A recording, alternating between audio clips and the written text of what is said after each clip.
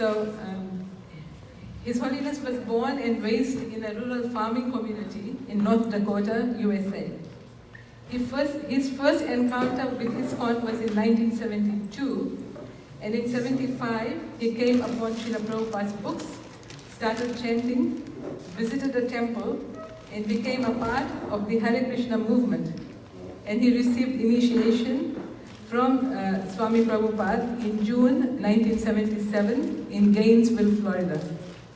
He served in leadership positions in Gainesville, assisted the preaching in South America and Florida. He accepted the renounced order of life, or sannyas, in Mayapur in 1985. His true passion has been taking care of the youth. For 7 years, he ran the Vaishnava Academy for Boys in Alachua, Florida. From 1990 to 2003, he traveled with groups of boys to Rath Yatras across the US. And in 2004, he took a group of youth to 2003, stand corrected. He took a group of youth to Europe. He's an advisor for the TSI, which is the Sangha Initiative, and ISKCON Youth Initiative. His service has taken him all over the world. However, he concentrates his efforts in Texas, Europe, and Asia. And forming our panel today are 3 youth from Houston and 1 from out of state. That's all I know. From Columbus, Ohio. Okay, so we have immediately on my right is Devesh. He's in U of H here, studying biomedical sciences, with an effort to go to medical school. Next to him is Radha Chenna. She's in college, wanting to be a nurse.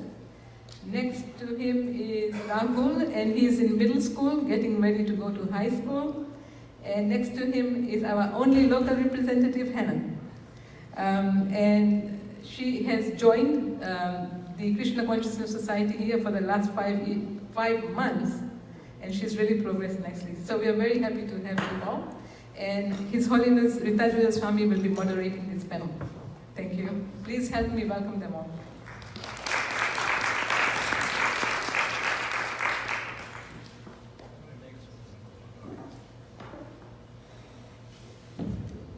Hare Krishna to everyone. Hare Krishna to everyone. Thank you.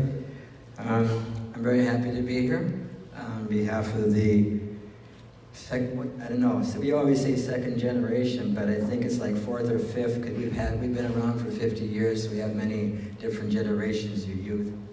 And I'm very, I guess you can say, spiritually proud for what these young ladies and gentlemen are doing and plan to do in their lives, and which means to incorporate their, what would you say, occupations and their studies in connection to their spiritual practices, which was something that wasn't afforded to us prior to the beginning of the Krishna Conscious movement. So together we collaborated and we came up with a series of questions that we will ask the panel to answer. I think you all know these questions. And they're for the audience to understand their perspective of these different issues that our youth face in their daily activities. So we have a microphone there, okay. So let me see, Rubhanti, where's that timer thing? There's probably, who's got the timers right now? 5 minute, well, man. I'm gonna do this. I'm gonna take my lunch. We have a 10-minute. Okay, give me 10 minutes, 5 minutes, yeah, okay. Swamis tend to go hours and hours and hours. Okay. So, my dear panel, here is our, don't get nervous. I'm taking charge of that. Okay. So, the first question our group came up was, what are the challenges that you, the youth, face in your current material environment? And what spiritual activities do you practice to overcome these different challenges, these different issues that you face on a daily basis in your education and or occupation? Ladies first. Hare Krishna.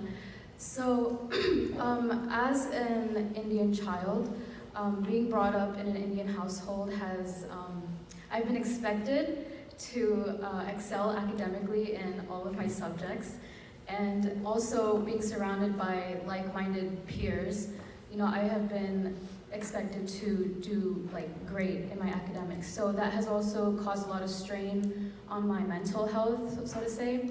So I feel like one thing that has improved that is being associated with my temple friends, because they have also gone through the same problems. And one of the constant reminders that they give me is that having faith in Krishna and doing your best, putting in your best effort, will always garner you the results that Krishna deems worthy. And that has always helped me in the sense that, you know, I understand now that being able to just do my best will always be successful in whatever. And my friends have also had the same experiences. So allowing myself to be surrounded by them and just with their help has given me a lot of hope and a lot of inspiration. Any of the others? Okay. I'd say... hold the mic like this, yeah. I'd say that what I struggle with materially, I currently don't go to school, but being here and being surrounded by devotees tend to allow you to see yourself a little bit better. So I'd say my conflicts that I have would be being able to take responsibility of my actions and responsibilities that I've been given here at the temple.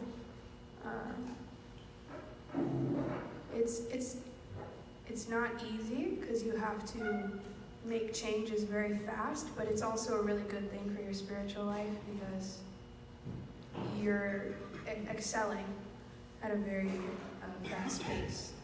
So it requires a little bit of thick skin, but I think it's much worth it. I come from a rather homogenous district. So when I tell people I'm Krishna conscious, they usually see it as competition to other faiths. So how I usually handle it is I usually chant right after the situation, or I try to explain to them that Krishna consciousness is not competition. In fact, that it will help you and guide your faith more. Okay. So they mentioned a lot of good points. One of the main challenges which I personally face is, of course, finding friends, making association with friends, because in the public school atmosphere, in the college, or in the college atmosphere, you meet a lot of different types of people. You meet people who have different ideas, different understandings, different, I guess, activities or different viewpoints. So the main challenge is that you have to be able to connect with these people and understand how to work with them to make friends. And spiritual activities, the important thing in spiritual activities is that you always have faith in your beliefs, in what you're doing. So having faith in Krishna consciousness, in our scriptures, in our beliefs, is important because you cannot, if you have proper faith, proper determination, you will not waver from that, from your viewpoint when you're making friends or associating with different types of people in the public atmosphere. What do you think of those answers?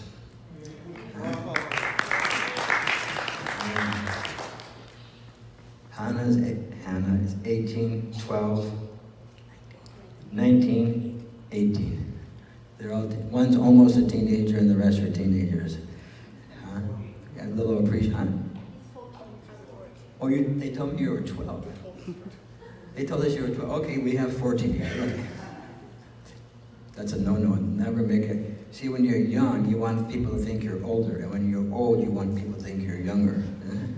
Everybody agree with that? Very good answer. Very honest.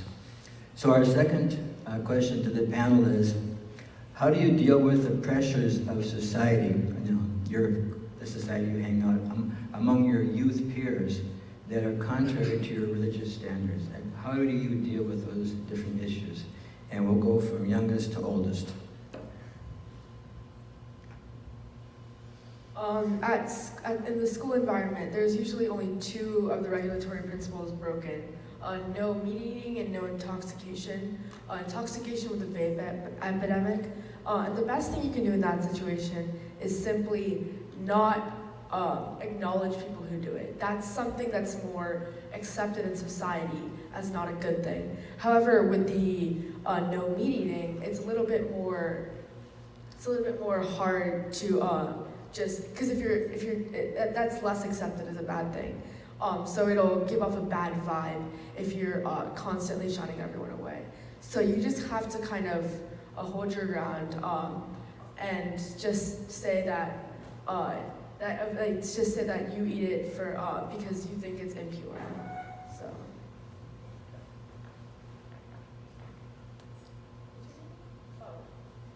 I agree with Rahul. It's very difficult to be in a situation where there's people who are a little not in the know about what to do and what not to do. It's difficult, but at the same time, I've learned that Krishna really is in everyone's heart. As far as not associating with people who do those things, I'm kind of pulled both ways. It can be difficult, but at the same time, devotees are more compassionate than the Lord himself. So I was just with one of my friends recently. She pretty much breaks all the 4 regs.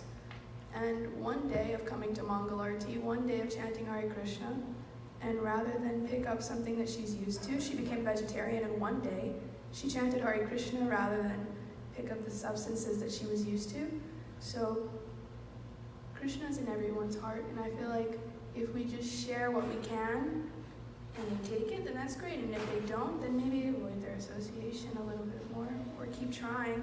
I mean, I guess it just depends on where we stand, but at the end of the day, Lord Chaitanya said all fallen souls will be delivered, so if we can play any little part in that, I think it's a good thing.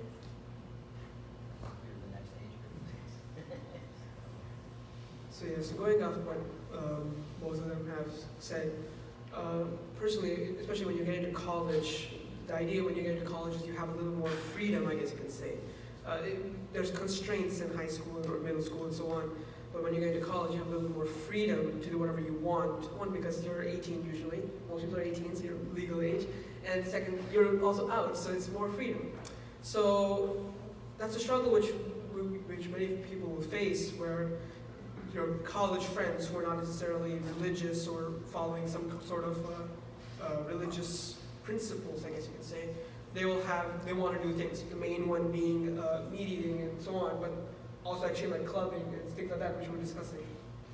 So I think the main thing is that you have to set up boundaries for yourself. You have to make people understand what your principles are, why you follow such principles, and it has come to a point where they can respect you for the principles you're following, not, I guess, make fun of you or something like that. So they have to be able to respect you for the principles you're following. And at that point, it comes to an understanding where they don't bother you and you don't bother them, basically. So going off of what they said, I feel like it's really important to understand why you started the spiritual process in the first place, especially when you're being surrounded by people who ultimately don't really share your same values and your same morals. It's hard and you can lose focus, and you'll see your friends going out clubbing or drinking alcohol because they turned 21 and so did you, so you're like, well, they're having fun, so why can't I? So I feel like it's really important to understand, take a step back and understand, why did I start Krishna consciousness in the first place? Why are these regulative principles being set in the first place? What is my main goal? Like, what is my main goal here? So when you do that, you're able to create a stronger set of values, and you're able to say no, even though people start to pressure you, especially as youth. People are like, oh my God, you don't do that? What's wrong with you? So I feel like it's really important to believe in yourself and constantly retrospect why you're in this process. What does our audience think? Okay.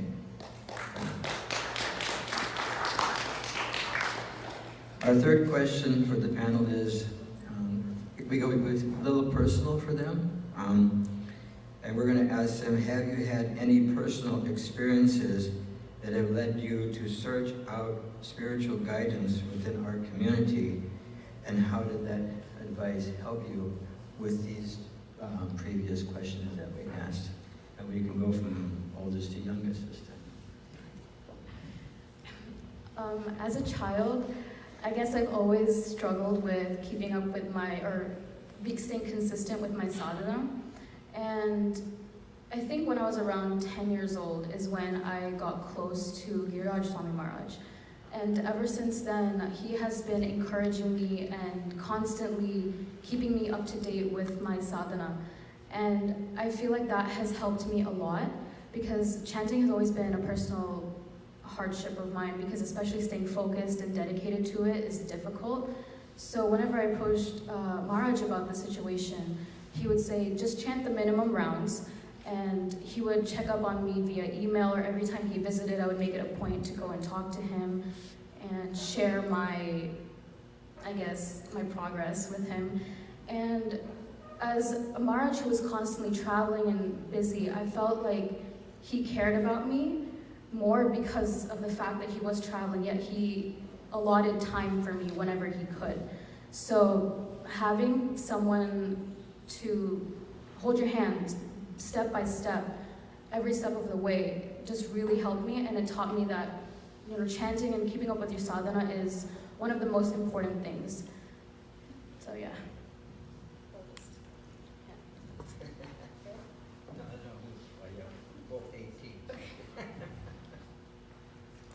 So personal experiences. So my background is slightly different. I actually was homeschooled throughout my middle school and high school. I never went to public school during the time. I was enrolled in an online school, but I stayed at home for public school and high school. So during that time when I was homeschooled, I never really struggled with the entire sadhana part, I guess you could say, because I always had plenty of time to devote time for Krishna consciousness, reading Srila Prabhupada's books, reading the scriptures, chanting properly. I always had time because I could start my schooling however late I wanted.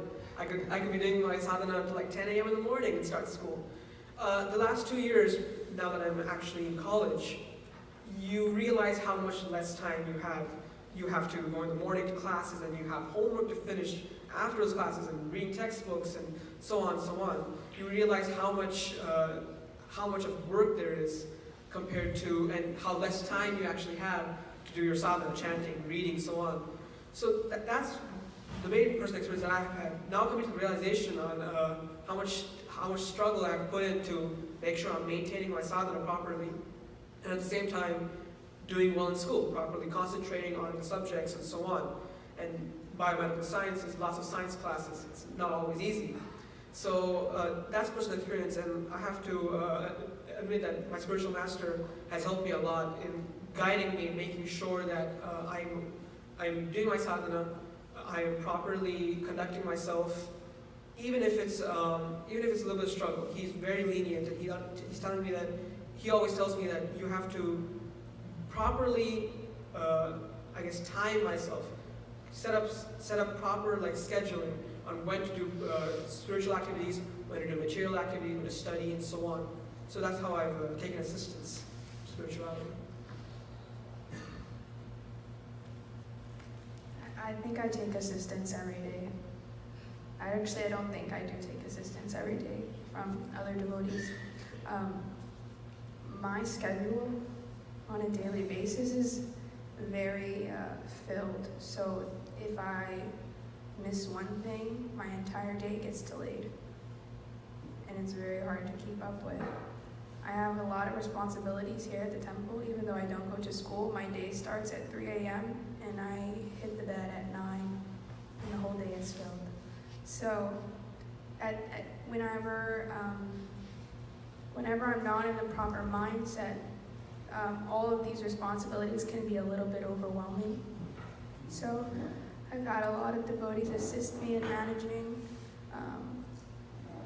managing my services, managing my time, and encouraging me to keep on going, because the amount of responsibilities I have now are responsibilities like I've never had before in my entire life. So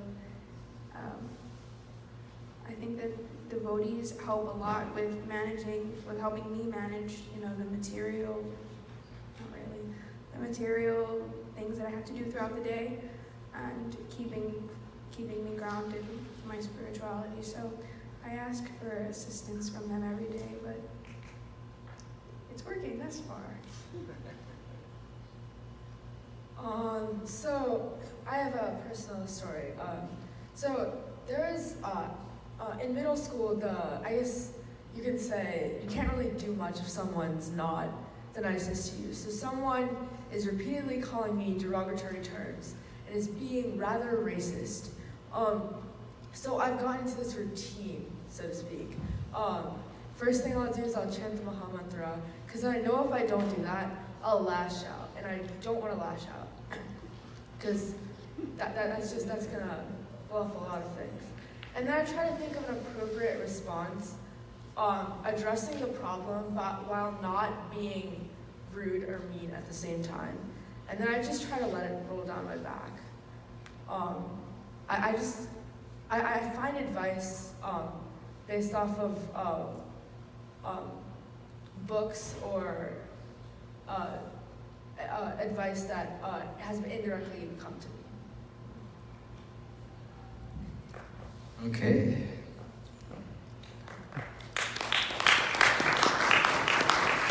Manoj, you have something you, Dr. Manoj. Can the 13-year-old do counseling sessions with a 44-year-old? Can I what? Can the 13-year-old do counseling sessions with a 44-year-old? Yes, we are open for business. All proceeds go to the Ritavaja Swami Relief Fund.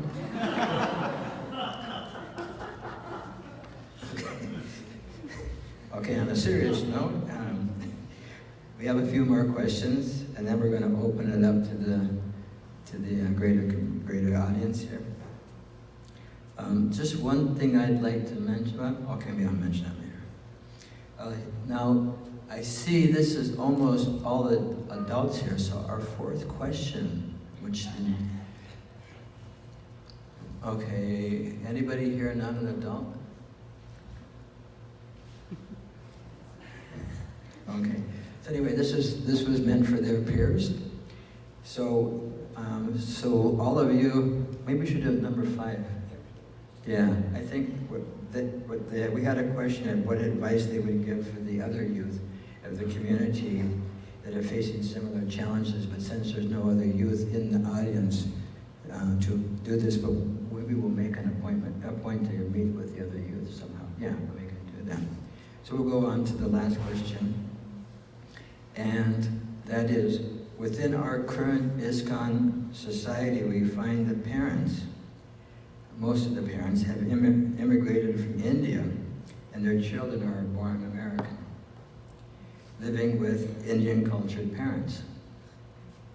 So what advice do you have for the parents dealing with the cultural dichotomy that your generation experiences here in America in order for yourselves to feel understood and heard?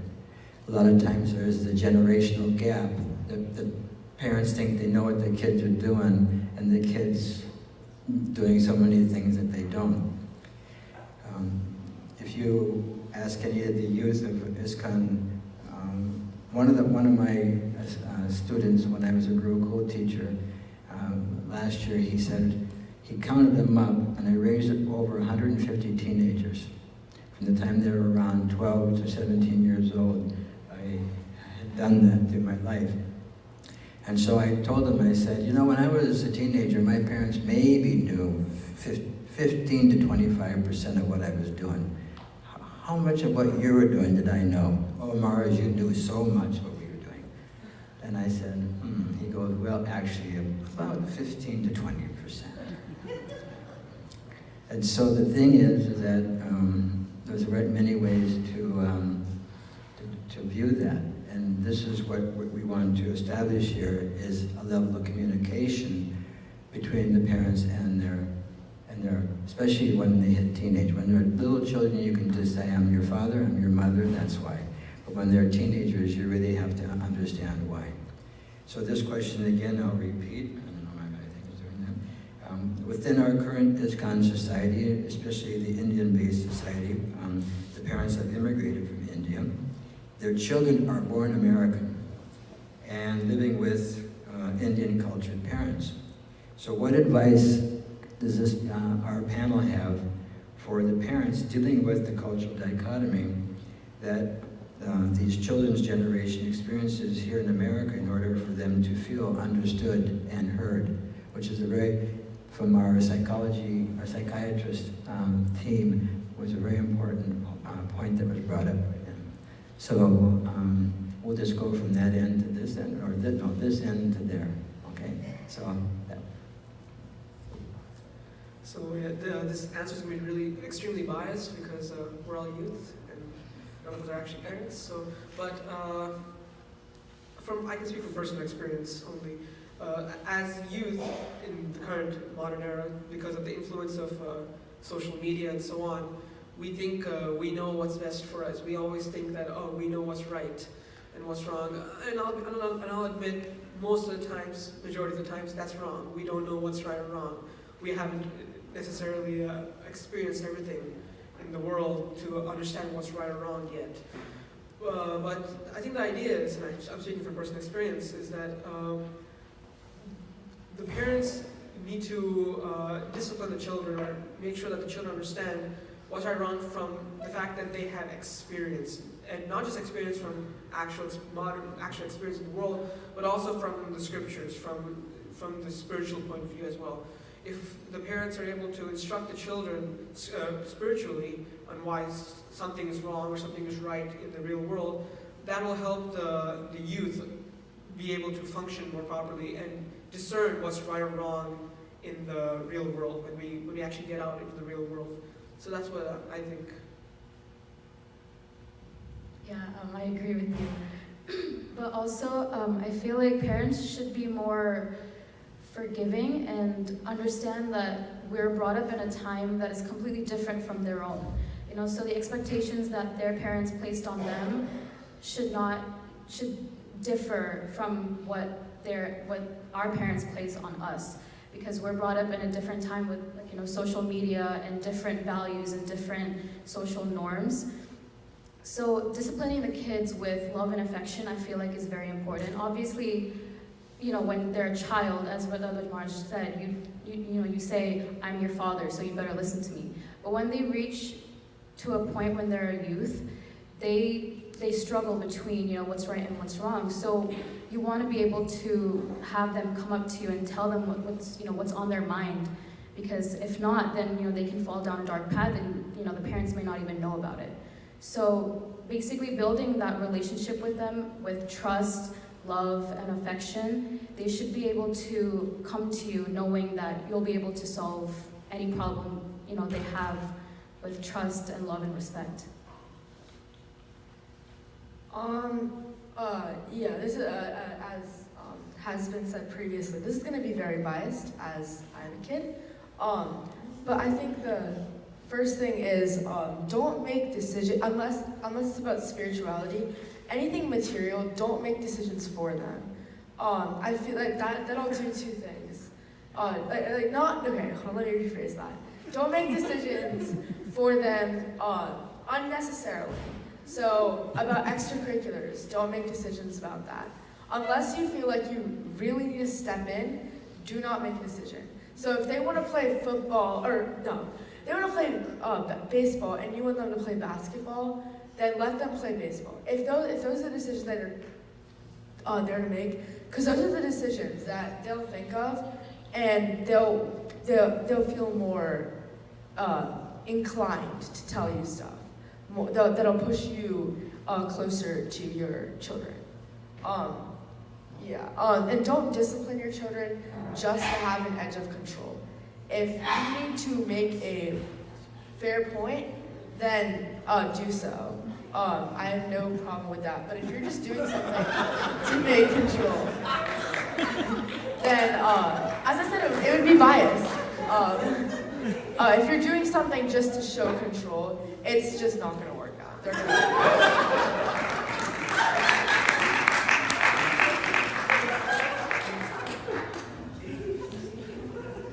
Okay. That could be a tough one to follow there, huh? So there was a lot of things that we discussed here. We thought it was going to take a lot longer than this, but we have many more things to cover. A couple of things I'd like to bring up is just like a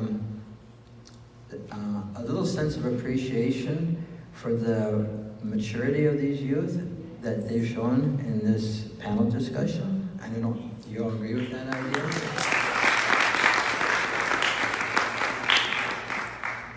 I do know. I remember being this age and not having any clue as what these young men and young ladies have. Although I was a product of the 60s, that doesn't count.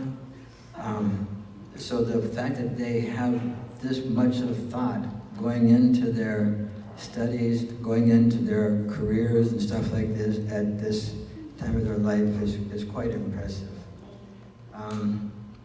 One thing that came up was the academic side and the pressures of the academics and stuff like that. And I know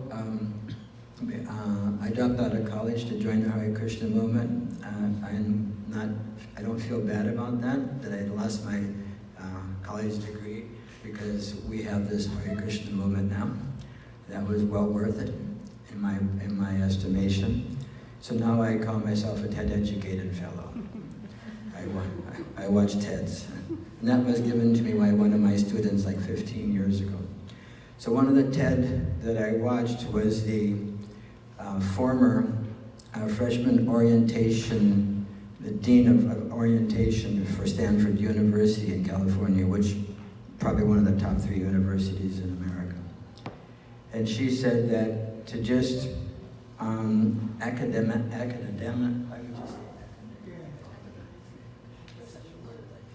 just to focus totally on force-feeding the academics into the children and not giving them any practical responsibilities in their life actually excludes them from their growth in their careers when they get older. She says that when kids may come to the university, say Stanford, and they have a great GPA, just like my niece just graduated with a 4.5 accelerated GPA. She was the leader of the cheerleading team, the head of the swimming team and stuff like that. And so when she goes into an academic thing, she was very well qualified, but her parents made her clean her room, wash her clothes, so she was prepared. So this academic, this orientation lady from Stanford said they get kids in there that only had academic extracurricular activities, as our young man was saying. If your son doesn't want to study accelerated math but wants to study accelerated science, let him do that. Let him choose what he wants to, what they want to excel in. But especially when it comes to responsibility. So she explained that they'll come into the university, they'll excel in university, but when they get in the practical workplace, they have no ability to solve problems. They're not problem solvers. So then when they're going up the ladder in the corporate world, then they come to the point of having to solve problems outside of their baseline of just academic understanding. They drop off the level. So one of the main things they say is that from the very beginning, from the time the child is able to learn, put your toys away. When you finish with one toy, you put it away, take out the second one or whatever, or 2 or 3, and you keep them going in a proper way. And this way, where they learn the responsibility, learn how to solve problems and stuff. I mean, she had kids that come in and didn't even know how to use a wash machine.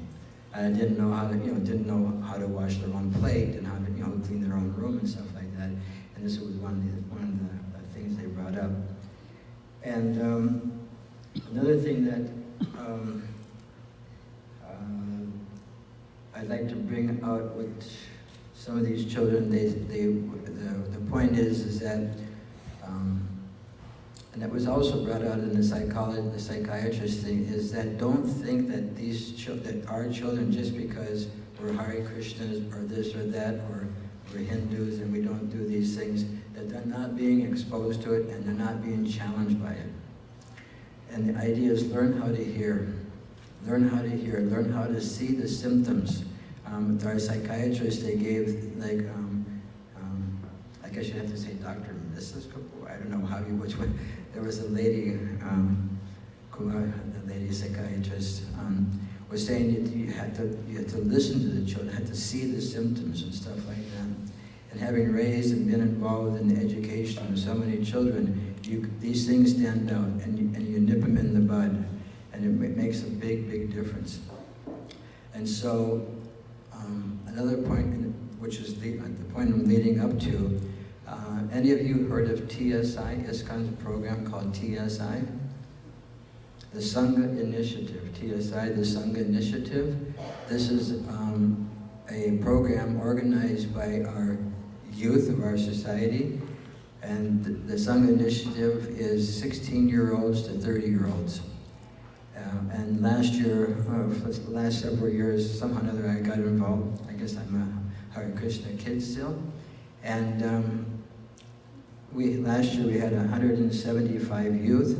We were in the Tuaco Temple in New Jersey. And I was part of the facilitating, I was grandpa. In China, when I travel in China, all the little kids call me Yaya Maharaj, which means Grandpa Maharaj. or my other name is White Hair Maharaj. I have many nicknames, right? So one of the main things, literally with 170 children, and we do these breakout sessions, and the breakout sessions are, it's a secure environment. In other words, whatever is said inside the circle can't go outside the circle without permission of the people inside the circle. So it's very confidential. So what I'm doing is breaking the confidentiality clause, but in a general way, so I'm not guilty of breaking the confidential clause. This is what you call word juggling. Okay. So anyway, one of the main things is my parents don't understand me. My parents do not understand me. They don't understand where I'm at. They don't understand where I'm coming from, and they just dictate. This is literally the number one, what would you say, I don't know, issue or complaint. No, I can't say complaint, but just the number one point. I would say that almost unanimous amongst these children was, my parents aren't listening. My parents don't understand. They think they know. Now the thing is that the kids know that their parents do know what they need to do, but they don't have the ability to express it to their parents, because the parents aren't learning the art of listening. So please, from my side, being a youth, I guess you could, can I call myself a youth minister or a youth supporter or something like that, is really, get the books, Speak so children will listen, listen so children will speak. That's one of the books that's out there, I think. Maybe I said it backwards. Speak so teenagers will listen, and listen so teenagers will speak. There's different books that teach us, give us the tools that we can, will allow us to have our children have proper communication skills with us. A lot of times people, I'm a sannyasi, I'm 66 years old. A lot of times people, adults will come to me because they'll see me playing with 4- and 5-year-old children, just like Tamal, where he said he was an intelligent, emotionally sound person. I think he's like 6. And so the other day I was playing a little game with him. I know how to make it so that when you count your fingers, it becomes 10, and then if you go backwards, it becomes 11 or 9. It's a little trick. And I played it on him, and he goes, "Oh, you're just tricking me." But there's a method to the madness. I think that was Shakespeare, the method to the madness. That if you can, my point is that when they're 4, 5, 6 years old, you play the little tricks, you play the little games, you have a little association, you're fun to be with them, and that trust basis is grown. Then by the time they're teenagers, you don't have to establish a trust level. The trust level has already been established when they're young, so that when they're having their problems, they have an outside source to go to. It's much easier to tell your uncle, it's much easier to tell the crazy Swami in the attic that you're having difficulties than it is to confront your parents that haven't had the ability to hear you before. So please learn this art of hearing. Speaking so that the children can speak, and hear so the children can speak, and stuff like that. So those are the two things I wanted to add to the discussion for me. And then if anybody has a question for the panel, any member of the panel or the whole panel, or if you have a question you'd like to ask from me, we're open for comments and stuff, and we have about 15 minutes. Any hands to already? Okay, right back there. Oh, yeah, this is the question guy. I was here with the question guy. Question, Prabhu. This is a question to Rahul. First, I admire Rahul? If you hold the mic, point it this. First, I like to admire Rahul that for your age, sitting with this all 18 and 19, you did a wonderful job. So congratulations. I think the way you answered, that shows your maturity and competence. So I have one question for you, that being an Indian and raising in Krishna conscious family and not eating meat in the school, I'm sure you must get some bullying comments and all that.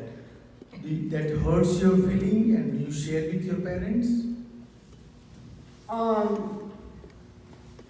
I have had accounts where people do make fun of me for my choices, and I will tell my parents, but usually that doesn't happen because I don't know, like the other than the racism is as far it goes, because vegetarianism isn't a racial thing. It's a lot of people have started becoming vegetarians, so it's gradually becoming more and more accepted. So, it's more difficult to be insulted because you're a vegetarian. But the racism, I will tell my parents, and if on other accounts I get bullied, I will tell my parents. Any other question over here? I'll go over there first, then we'll get to Senator. Thank you, Maharaj. I have a question. I don't know if other parents have the same, and all the teens can answer. How much TV or video games should we allow you guys?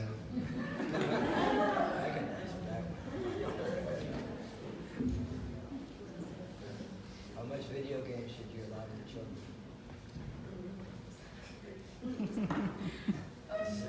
I don't think any of us play video games, but do we watch TV? Do you watch TV? Yeah, okay. I watch TV. So, I don't know, I guess the maximum amount would be maybe like 2 hours, 2.5 hours. Whatever. So I never actually watched TV. I was more of a YouTube guy. I've always the only thing I've ever watched properly or thing is soccer. I love to watch soccer. So I watch matches. I'll sit for the entire 90 minutes and watch soccer games. So I think the thing is that there's no amount of TV which is good also, but also not bad. The idea is that it's all about balance. And this was one of the answers which I had planned for the question about advice towards youth. It's about balance. How much balance you have between spiritual life, academics, and of course having fun, extracurriculars, TV, video games, so on, so on. So it's all about having balance. If TV is taking over your life, if it's causing video games, TV and video games, if they're taking over your life, if they're not allowing you to properly conduct your spiritual activities, if they're not allowing you to properly conduct your academics, then it's not good, of course. That is, it's case by case, of course. One time will probably not fit every single child. It's all about if your child, you have to look at the particular person and see how his balance is affected by so and so amount of TV and video games. So it's all about case by case, but it's all about balance.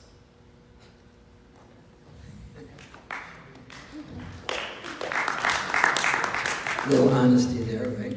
Some of the children don't even touch it, and some of them are admitting.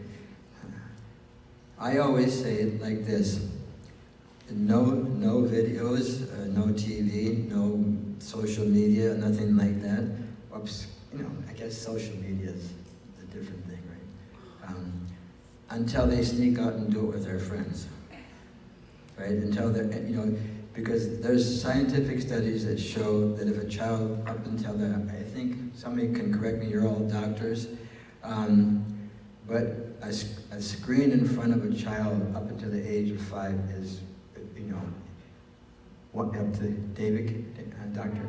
1 hour until age 5, after age 5, 2 hours. Or 1 hour up to the age 5, up 2 hours is not physically. But I've heard that it actually, when they're young, when they're infants or toddlers, whatever they call it, to come in front of the screen, it's it does something to the brain or something like that, and it affects the development of the brain, and it shouldn't be done. And I just had an experience with one of my friends. He was telling me that he has a nephew, and it's just like 1 year old, and I was watching something on the telephone screen, and when the parents took it away because it was time for dinner, the child threw a fit, and it literally was just it's kind of like a drug, that, and it hits that. Tell me that whatever the name of that part of the brain that makes you happy. Right? You're all doctors. So the thing is that it becomes an addiction. It's a type of an addiction, so you have to be very, very careful at what age you bring them in charge of that. And I'm sure these studies vary from year to year, because I can tell you stories of when I was in school and it turned out to be false by the time I graduated. So, but anyway, very careful, very, very careful. Any other comments on the videos and stuff? I think there was one more hand. Yes? So for many of us, we had a diverse experience with material life, and then we sort of made some choices that maybe incorporating spirituality in our life is good for us at a certain point. And a lot of you grow up because you were introduced to this at a very early age. So then how do you make choices? Because you grew up with it, and then the choices, and then I know there are so many temptations and distractions and curiosities, and this idea in the mind that maybe there is something else which is going to make me happy. So can you speak about that? Anyway.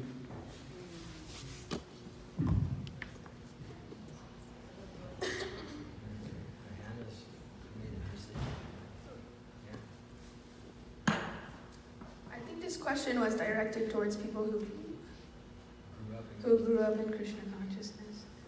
But I guess I can give the other end of the story. Somebody who didn't grow up in Krishna consciousness. I think that, actually it says this in the Bhagavatam, a first-class man can hear and understands that way. So in Krishna consciousness we hear, you shouldn't do these 4 things, because this happens, this happens, this happens. And logically, it makes sense. Second-class man sees somebody else going through it. We see the effects of meat eating on the heart. We see the effects of intoxication. We see the effects of illicit sex life. And we see the effects of gambling, and they're all negative side effects. Okay? If we see these things, we see the same results in different individuals, whether they have this much money or this much money. It's kind of all across the board. Third-class man goes through it himself. That's me. I grew up not in Krishna consciousness, and I didn't really have any spiritual understanding of what was really what we were supposed to do. I mean, you hear, okay, do this, but to actually experience it yourself and see that there's absolutely nothing in the things of this world, and then come to a place where there's a well of bliss and regulations that mold you into an actual human being, an individual, and you feel the side effects of that. It's very, it's a motivating force. And I also have seen that coming from outside in and giving up all of those things, I've noticed that with other individuals who were born into it, they see that and they're like, oh wow, well maybe this Krishna consciousness does have an effect. You know, whenever you grow up with something, you take it for granted. You take it for granted because you think, this is just my religion, this is just my family life. But I think that whenever you see other people come into it and have so much love and desire to have the fortune that they've had, it's very inspiring for them. But fourth class man sees and hears and goes through it himself and does it again. So I think that if we can just learn from Shastra and learn and be able to see with that vision in the world, then day to day it makes the decisions we make a little bit easier to not be swayed by those things.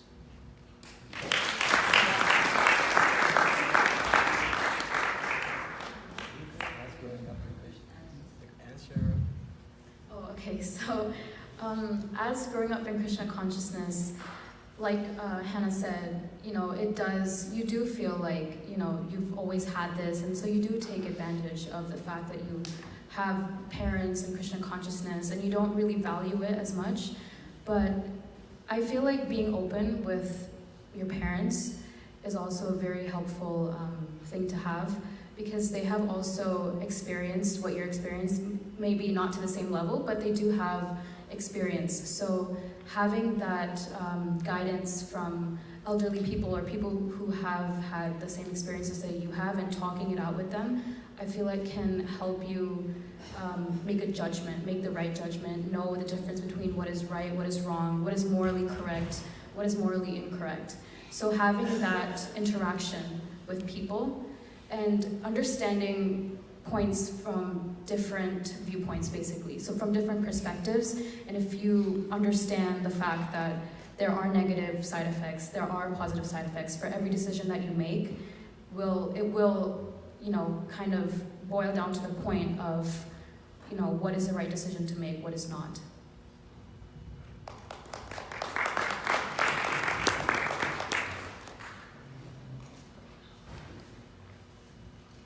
One of the things that I often say, excuse me, is that according to the question, if I'm seeing right, Vilans, I can't see who the doctor is. I think I know you're from Ohio, right?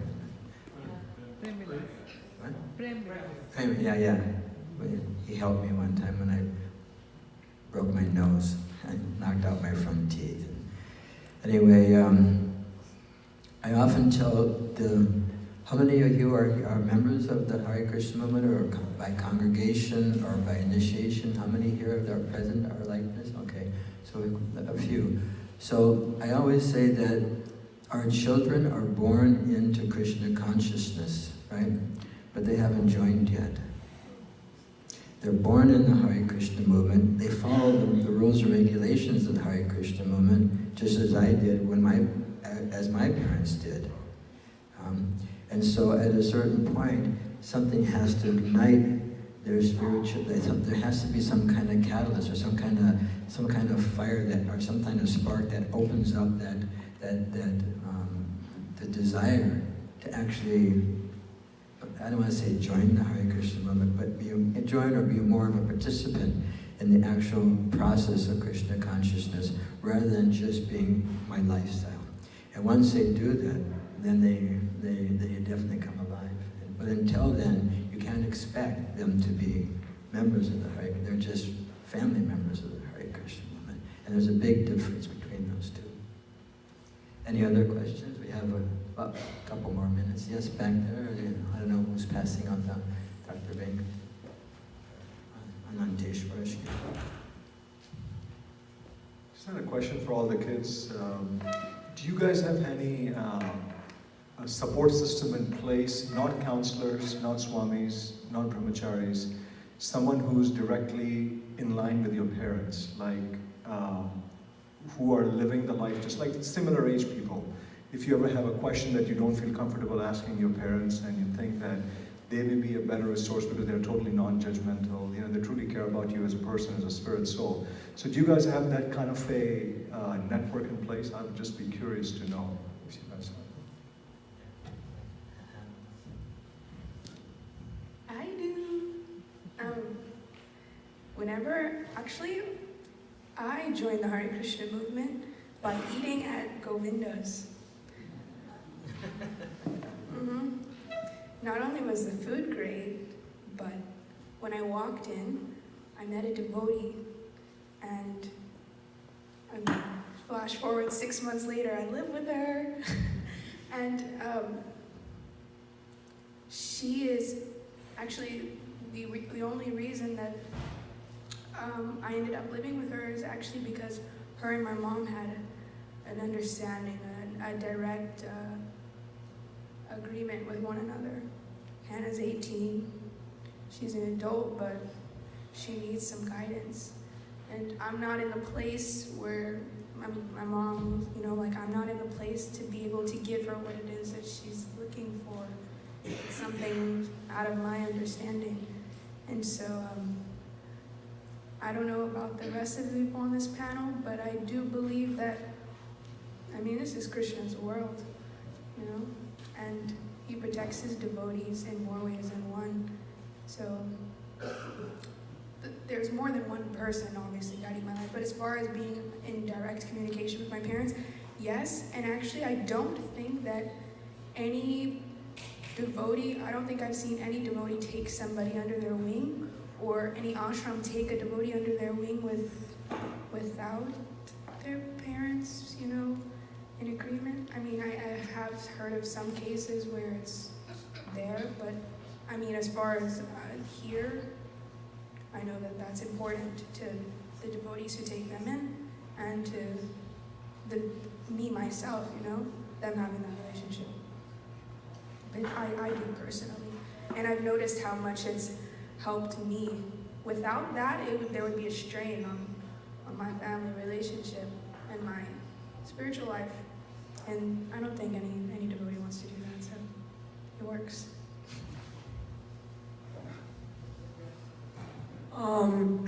So I guess I have two support systems. So one of them are the kids at the temple. I feel I can ask them questions. I only get to see them once a week because we all live pretty far. So if I might not even get to see them every week because of like snow and all that stuff. If we're there, then they might not be there. But when we are there, I think we have I can ask them stuff, they can ask me stuff, and it's a lot more personal. It's more a personal relationship. And the second support system, I don't know if this counts, but my aunt is a devotee in ISKCON Delhi, Radha Parthasarathi, and she I think entered the movement in 2006. Yeah, 2006. So I can ask her any question and she'll be okay with it. For me personally, I guess the older youth of the ISKCON Houston Temple have been a great support system. Neela Madhav Prabhu, Vrindavan Bihari Prabhu, Bhagwan Prabhu. These are just a few of the members of the older youth. And they have also gone through a lot of the similar problems that me and my friends have gone through. So going to them for advice, is all really helpful because they also know our parents. So they understand what we go through, and if anything, they can, I guess, be like our mediators between, us and our parents, for that matter. So as she was saying, the older youth group have always been very helpful in there. But for myself personally, one person who I feel has been very helpful for the youth, and not just our youth group, but the elder youth as well, is His Grace Radhakrishna Prabhu. I know that you were not saying not brahmachari, but I have to say that even though he's not technically our age group, he's helped the Houston youth a lot. Not just Houston youth, but many other youth systems across the thing. And of course, another person would be Ritata Maharaj. I cannot, the number of times, every time he comes to Houston, or most of the times he comes to Houston, he holds these get-togethers with all the youth. And it's just, we all get together in a room, and we just talk. We just talk to him. He gives us suggestions. He gives us advice. So both of them, yes, I know they're not technically part of our age group, but they've both been very helpful in guiding the youth, not just our generation, but the younger generation, the next youth, and the youth elder than us. So yeah.